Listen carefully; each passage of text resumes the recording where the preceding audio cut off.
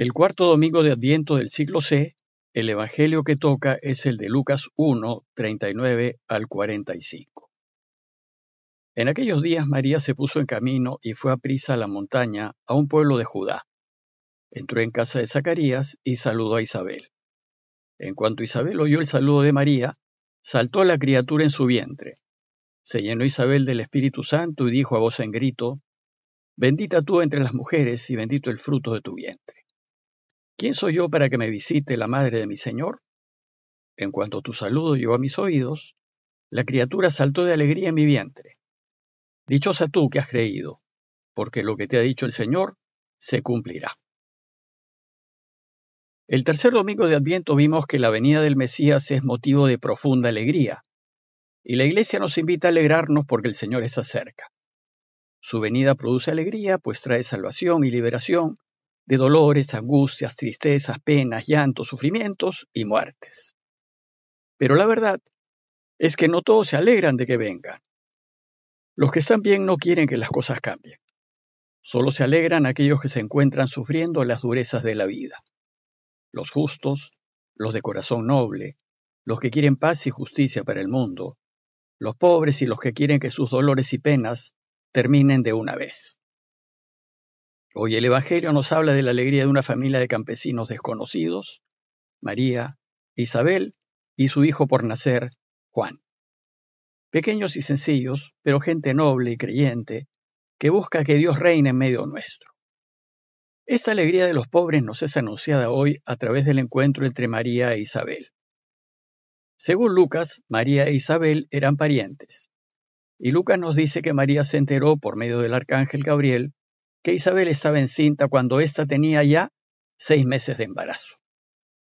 Entonces inmediatamente María decidió viajar para ayudar a Isabel en el tiempo previo al parto. Este gesto de María muestra su sensibilidad en favor de aquellos que están necesitados. Parece que fue un rasgo de su carácter que se potenciará después en su Hijo Jesús. Y así el Evangelio de hoy comienza diciéndonos que María se puso en camino y fue aprisa a la montaña, a un pueblo de Judá, a atender a su pariente Isabel. María vivía en el norte, en Nazaret de Galilea, una región provinciana cuyos habitantes eran más bien menospreciados por los judíos de la capital, Jerusalén, y de la región sureña, Judea. Y su prima Isabel vivía más bien el sur, en un pueblito de las montañas de Judea. Isabel era mujer de Zacarías, que según Lucas era sacerdote del templo de Jerusalén. Así es que podemos suponer que el pueblito quedaba relativamente cerca de Jerusalén. Según la tradición, el pueblo era Ein Karem, a unos 7 kilómetros de la ciudad.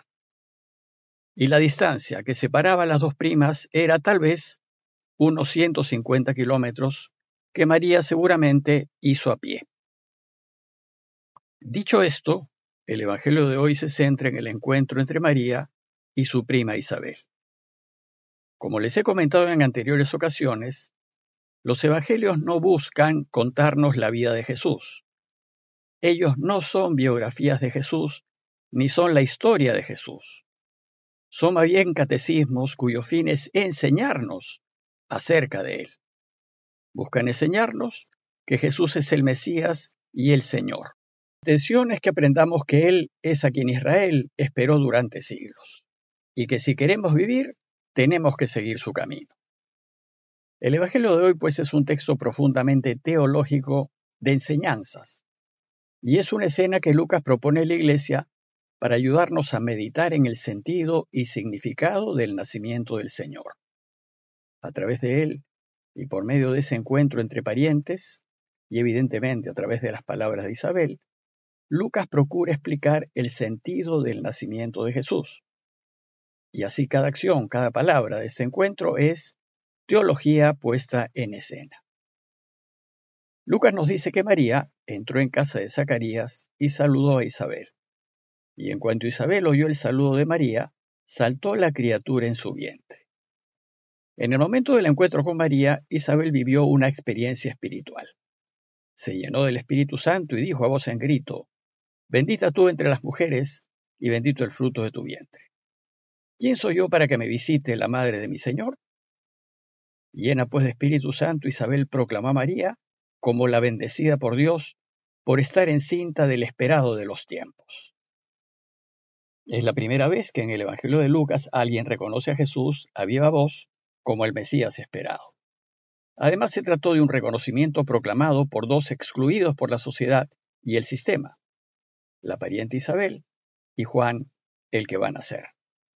Ninguno de ellos tenía derechos en la sociedad judía, ella por ser mujer y él porque aún no había nacido. El nonato Juan salta de gozo en el vientre de Isabel al escuchar la voz de María, pues ella trae el rescate en su seno. Juan, aún en estado embrionario, representa a todos los no nacidos, a los sin voz de este mundo, a los que no pueden protestar por el daño que se les hace. E Isabel, a la que llamaban estéril, luego del santo de Juan, se llenó de Espíritu Santo y gritó de alegría, alabando a María y al fruto de su vientre. Isabel representa a la mujer de la sociedad judía de ese tiempo, y como saben, en la sociedad judía de entonces la mujer no valía absolutamente nada. Era un activo más del dueño de casa, y el hombre podía disponer de ella como le viniese en gana, sin dar cuentas ni explicaciones a nadie. Isabel pues representa a esos primeros cristianos, quienes sin mucha instrucción y llenos del Espíritu de Dios, hablan y anuncian que Jesús es el Cristo, el Señor, el Liberador. Es interesante mencionar también que las palabras de Isabel, bendita tú entre las mujeres y bendito el fruto de tu vientre, las recoge la Iglesia en la oración del Ave María. En síntesis, es importante destacar que los primeros en alegrarse por la inmediata venida del Mesías son los que están al margen, los que no cuentan, es decir, los pobres y sencillos, los excluidos y los sufridos de Israel. Son los primeros que gritarán de júbilo por el próximo nacimiento de Jesús, pues por medio de él, finalmente Dios hará justicia y renacerá la esperanza aquí de una vida más digna y después de la vida eterna. Ahora bien, si nos fijamos en el relato, solo habla Isabel, y lo que ella dice, movida por el Espíritu Santo, es un resumen concentrado del anuncio cristiano. En este pequeño texto se puede observar una concentración de afirmaciones teológicas. Primero, que Jesús es el Mesías. Isabel se refiere a María como la madre de mi Señor y a Jesús como el fruto bendito de su vientre. Este es un reconocimiento abierto de Jesús como el Mesías. Y los cristianos afirman que Jesús, el Hijo de María, es el Señor, el Mesías esperado de los tiempos. Segundo, que Jesús es superior a Juan. Habiendo sido Juan Bautista, el hijo de Isabel, un personaje extraordinario y muy reconocido en su época, los cristianos insisten en afirmar que Jesús es más que Juan. E Isabel reconoce esto en María. ¿Quién soy yo para que me visite la madre de mi Señor? Tercero, que la llegada del Mesías es motivo de gran alegría para los que creen en él. El salto de Juan y el grito de júbilo de Isabel. Dice Isabel que en cuanto tu saludo llegó a mis oídos, la criatura saltó de alegría en mi vientre. Por segunda vez en este breve texto, Lucas afirma que al oír el saludo de María, la criatura saltó en el vientre de su madre. Isabel va a reconocer en ese salto una expresión de alegría y va a ser capaz de traducir en palabras lo que siente en lo hondo de su ser, la alegría profunda por la inmediata llegada del Señor. Y cuarto, finalmente, en esta síntesis teológica, Lucas hace referencia al cumplimiento de las promesas de Dios. Dichosa tú que has creído, porque lo que te ha dicho el Señor se cumplirá.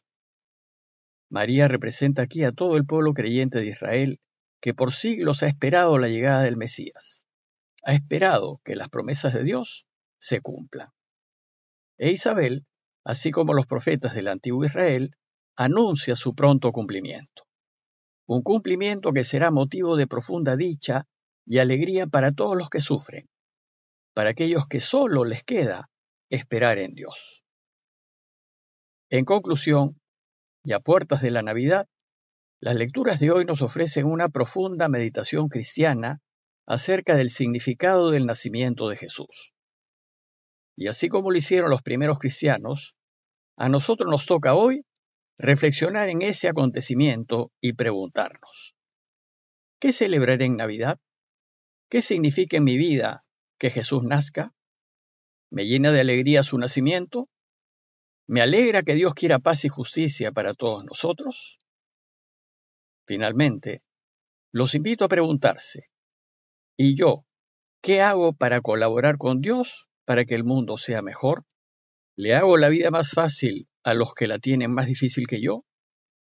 Y así como lo hizo la primera iglesia, preparémonos para celebrar la Navidad, meditando y reflexionando en lo que significa que Dios nazca entre nosotros, y alegrémonos y démosle gracias a Dios por ello. Parroquia de Fátima, Miraflores, Lima.